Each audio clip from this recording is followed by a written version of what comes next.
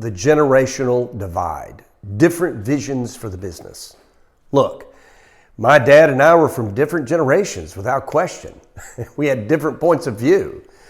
We had different educations, etc. So there was a generational divide. I can never forget the technology that I felt that we needed, that he thought, oh no, I don't want that. That is so disruptive to him. It changed his model. So there are generational divides. You have to sit at the table and talk about that generational divide. I had to sit there and talk to Dad. Dad had to share his thoughts with me. I had to share my thoughts with him. Of course we didn't always agree. He'd go, son, we don't need that. That's crazy. This is going to cost a lot of money. It's going to create confusion. You're going to have to hire new people to manage it.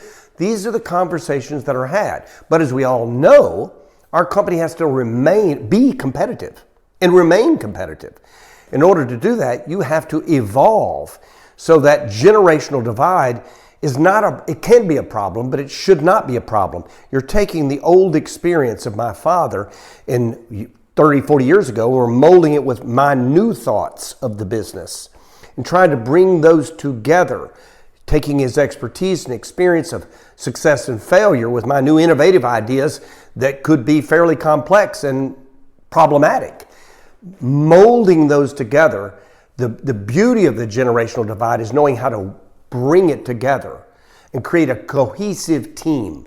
You need the generations in that business in order to create success.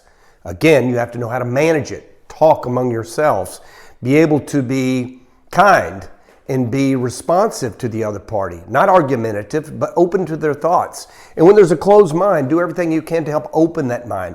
Give examples. Not just yours, but outside. You want to make this as impersonal as it can be in order to take that passion out of that generational divide in order to come to a compromise to figure out what you think is best for the family business. I hope you find this helpful.